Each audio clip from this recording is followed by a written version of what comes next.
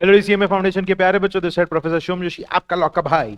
और आज के इस वीडियो में मैं एक बहुत ही इंपॉर्टेंट कंसेप्ट को आपको समझाने जा रहा हूं। बहुत सारे बच्चों का मुझे डाउट आया है इस कंसेप्ट को लेके, सर ये सब समझ में आता है बट ये लाइन समझ में नहीं आती, थोड़ा इजी तरीके से एक्सप्लेन कर दो। तो मैंने कुछ 8-10 बच्चों को तो ऑडियो मैसेज भेज के एक्सप्लेन कर दिया, फिर मैंने सोचा कि क्यों ना एक वीडियो बना देते हैं। बहुत सारे बच्चे इस लाइन को समझ ही नहीं पाते। यहाँ पे क्या लिखा है, यहाँ पे page number 7 of institutes module there is a point given. Article 254 कहता है कि अगर इनकंसिस्टेंसी है लॉस के बीच में जो पार्लियामेंट ने बनाए हैं और स्टेट ने बनाए तो क्या होगा। इससे रिलेटेड यहां पे 3 पॉइंट्स दे रखे हैं। ट्रस्ट मी व्हेन आई से this, majority of the students ये तीनों पॉइंट्स को डिसाइफर कर ही नहीं पाते, मतलब इसको डिकोड कर ही नहीं पाते। देखो, मैं इंग्लिश में रीड करता हूं, मैं कुछ एक्सप्लेन नहीं कर रहा हूं, बस आपको बता रहा हूं कि इसमें प्रॉब्लम क्या होती है। If any provision of law made by legislature of state is repugnant to any provision of law made by parliament which parliament is competent to enact, or to any provision of an existing law with respect to one of the matters enumerated in the concurrent list। मैंने कुछ explain नहीं किया, बस read किया क्या लिखा है। दूसरा, law made by parliament whether passed before और after law made by legislature of state और as the case may be the existing law shall prevail. उसके बाद, where a law made by legislature of state with respect to one of the matters enumerated in concurrent list contains any provision repugnant to any provisions of earlier law made by parliament, if it has been reserved for consideration of the president and has received his assent, prevail in the state। भाई साहब, मतलब इतना कातिलाना point मैंने जीवन में कभी नहीं देखा। ऐसा सब बच्चों को फील होता है। मैं लॉ का भाई आपको इसको आसान बना के दे रहा हूं, ध्यान से सुनो। मैं 3 पॉइंट लिखूंगा, 3 पॉइंट लिखूंगा, 3 पॉइंट लिख के आपको मुझे बताना है कमेंट सेक्शन में आपको समझा के। सबसे पहला पॉइंट था कि नंबर 1, पार्लियामेंट एंड स्टेट दोनों मिलके क्या बनाए, लॉ बनाए। और लॉ कैसा बनाया, कॉन्ट्राडिक्टिंग बनाया। Very good. पहला पॉइंट, पार्लियामेंट एंड स्टेट दोनों ने लॉ बनाया, दोनों भी कैसा है, कॉन्ट्राडिक्टिंग है। यहां पे law made by parliament shell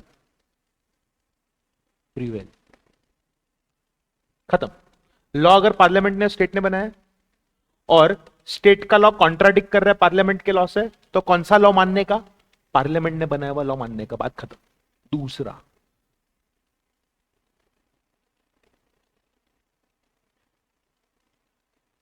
parliament ने लॉ, इसको अलग तरीके से लिखता हूं,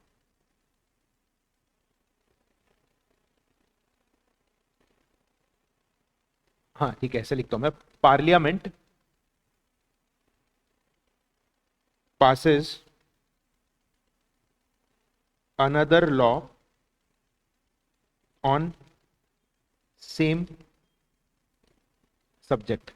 मतलब क्या हुआ, पार्लियामेंट पहले स्टेट ने कानून बनाया, फिर पार्लियामेंट ने उसी कानून के अंदर चेंजेस लाए, पार्लियामेंट ने दूसरा लॉ बनाया सेम सब्जेक्ट के ऊपर।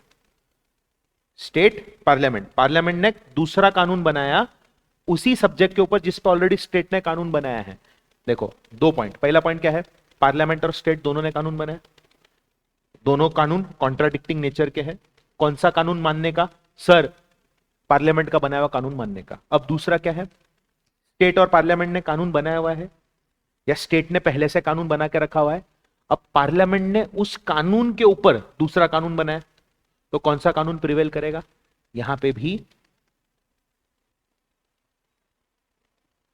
Parliaments law will prevail.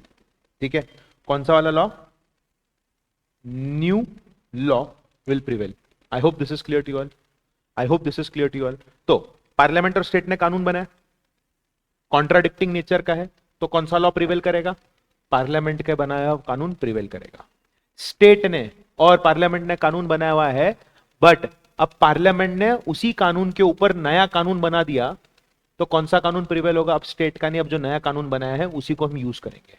और तीसरा और आखिरी पॉइंट, ठीक है, तो तीसरा पॉइंट है, state law is in conflicting nature with parliament's law। मैंने क्या लिखा है यहाँ पे, state law is in conflicting nature with parliaments law. State का कानून कंफ्लिक्ट हो रहा है पार्लियामेंट के लॉ के साथ, plus it has received ascent of president of India. अब इसका आंसर आप लोग मुझे कमेंट बॉक्स में बताएंगे कि कौन सा लॉ प्रिवेल करेगा। दो कानून है, स्टेट का है और पार्लियामेंट का लॉ है, दोनों भी कंफ्लिक्टिंग नेचर के हैं। स्टेट गवर्नमेंट ने प्रेसिडेंट ऑफ इंडिया से परमिशन ले लिया। अब यहां पे किसका लॉ प्रिवेल करेगा, कमेंट सेक्शन में बताओ। I hope I made this easy for you all in what around 6 minutes. This is professor Shivam Joshi, your law का भाई। Doubt, question, query comment section में बताओ। आई डोंट थिंक सब डाउट रहेगा, है ना। तो फर्स्ट और सेकंड में बता देता हूं फिर से, पार्लियामेंट और स्टेट के बीच में कंफ्लिक्टिंग नेचर का लॉ है तो कौन सा कानून प्रिवेल करेगा, कॉन्ट्राडिक्टिंग नेचर का लॉ है तो कौन सा लॉ प्रिवेल करेगा, पार्लियामेंट का लॉ प्रिवेल करेगा। अब पार्लियामेंट और स्टेट का लॉ है, अब पार्लियामेंट ने क्या किया, नया कानून बना दिया उसी लॉ के ऊपर, तो अब कौन सा कानून प्रिवेल करेगा, पार्लियामेंट का बनाया हुआ नया कानून प्रिवेल करेगा।